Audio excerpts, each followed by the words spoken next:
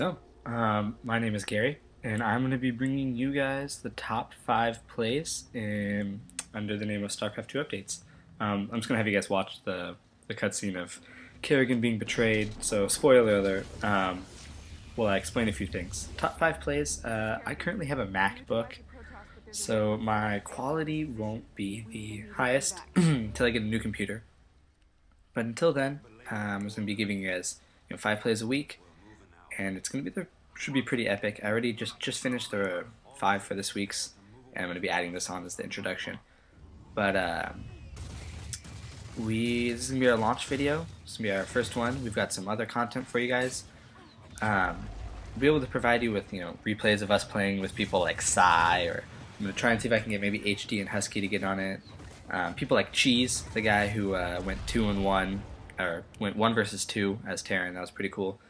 But we're gonna have lots of stuff to give you guys, and if you check out our blog, we'll be able to provide you with updates on all the newest stuff for StarCraft, following GSL and MLG and Gosu and all that stuff.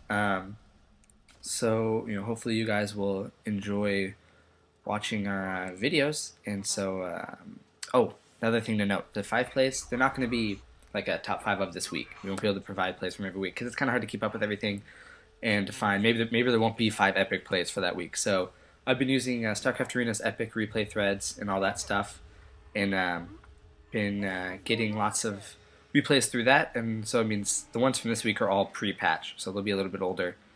But we'll catch up soon, and we'll start then probably taking content from you guys, stuff that you find or games you play. But so this is going to be week number 1's top 5 replays, and I'm trying to find some more stuff to say so that you can watch all the way to the end of this video, but I think I'm just going to have to cut it off because that's about all I got to say. So I'm Gary, I'm with StarCraft 2 Updates, and I hope you guys enjoy the first installment of Top 5 Plays.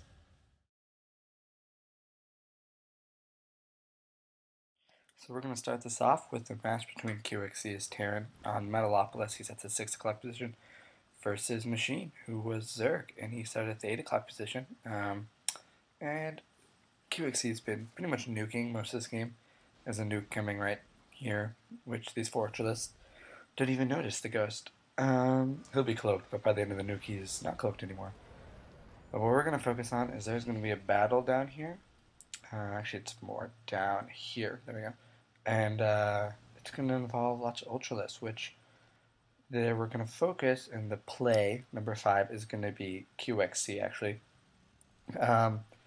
QXC has been losing most of the battles, but with that nuke pressure, he's been able to keep Machine's drone count pretty low.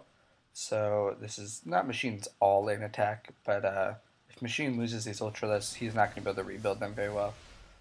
So Machine's actually going to try and go for this Planetary Fortress, wants to do some economic damage, but he doesn't want to get surrounded, so he's going to pull back, and he's going to fight. There's one Ultralist down. But then this micro of this group of Marauders right there, it's just, oh, it's perfect. He's going to start moving them back, and he's actually nuking right now too, but he's going to move them back and slowly kill and injure all these Ultralists. Now he does lose all these Marauders, but he brings all the Ultralists below 50% life and kills, I believe, 3 or 4 of them, which just devastating to Machine because that's pretty much all he had, and he doesn't have much money for more. And I believe this is the last group of the Marauders, but look at that one's almost dead. More of them already died, the rest of them are dead. So this is pretty devastating to Machine's economy. And then QXC for the final win is just going to drop Marines and Marauders in here and finish off all these tech buildings. So that's play number 5, and we're going to move on to number 4 now.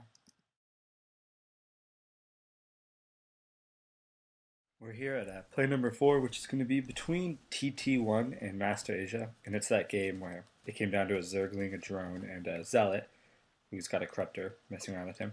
And TT1 comes up with the idea of essentially killing the spawning pool and running to kill the Spire before the Broodlings can kill him. So it's right here, 1, and then boom, does it, kills it, loses his Zealot, and he doesn't get the win, so he's all sad. The chat's pretty funny, but essentially what he did is, or what Master Asia did, is he went and built an extractor so that he could win the game.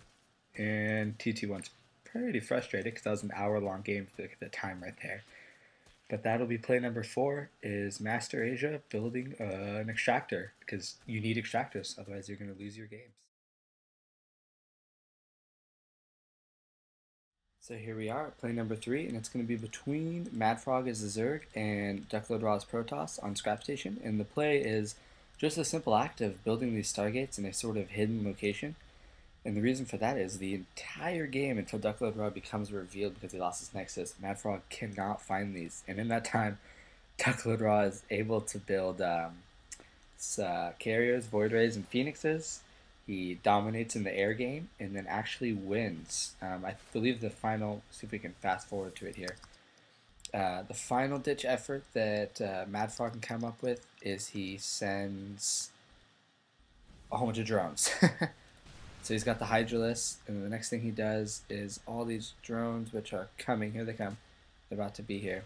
All these drones, he's unable to win because there's a carrier on the way right there.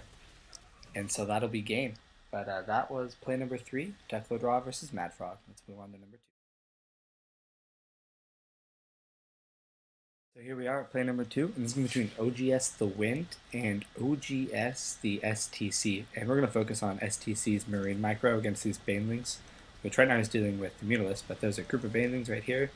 It's pretty sick. A Terran who can do this is going to be doing well. So what he's going to do is he's going to separate his Marines around out here when the Banelings come running in, which they're about to do. And he's going to be able to have a good number of his Marines survive. And here it comes. And he sieges that tank so it can take out groups of Banelings. But look at that. He's separated, had a group come up here, group come down here, and even this group split into 2 groups. I believe he actually deals with Banelings again. Yeah, down here is going to deal with Banelings again. So we'll look at that. It's right through... Oh no, he runs them away. Yeah, they come down here. And then he's going to come back in. He's going to split them up. It's same thing. He's going to have a group kind of come up here, group come over here. We'll watch it. Right. Should be coming. There we go. So here it comes. The Broodling's going to come up. Like he splits his group, separates them all throughout here. And although a large portion of them do die, I mean, he's able to, look at this, keep this whole group, this group, keep the pressure on, and then he's built a wall up here. And he does it once more up in the base, but it's not as spectacular as was down here. But we can fast forward to it, so we will do that. And here we go. There's the Banelings. He's bringing his Marines in.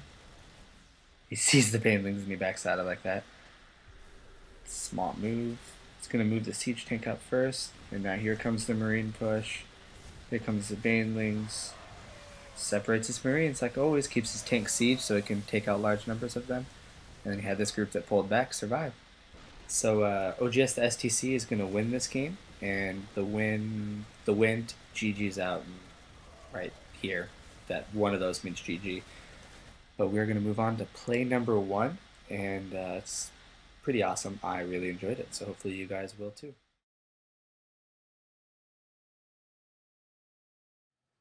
So here we are at play number 1. It's going to be between Saki as the Protoss, NTT as the Terran. NTT has been opting for a very heavy air game, and the final play here is going to be done by Saki with this mothership right here. He calls it a mothership just now. It's been alive for like 45 seconds. It's not been in the game very long at all. And NTT is going to move out with these Vikings. And Saki drops a Vortex, sucks in all those Vikings, all those Banshees, right before the mothership's dead, like 170 HP. He's gonna pull his Templar over here. He actually had an Archon get sucked in there. But this is gonna be Saki's final move. This is where play number 1 really comes into here. Look at that. Just drops 4 or 5 storms and just decimates that whole army. Just gone. Nothing left of it. It's got 2 Banshees and a Raven. And NTTS is so very broken, and then GG's out. So that was play number 1 with Saki using the mothership Vortex to suck in all the Vikings, and then storming it. Just storm. It's probably spamming that T button. So that'll be play number 1, and I hope you guys enjoyed it.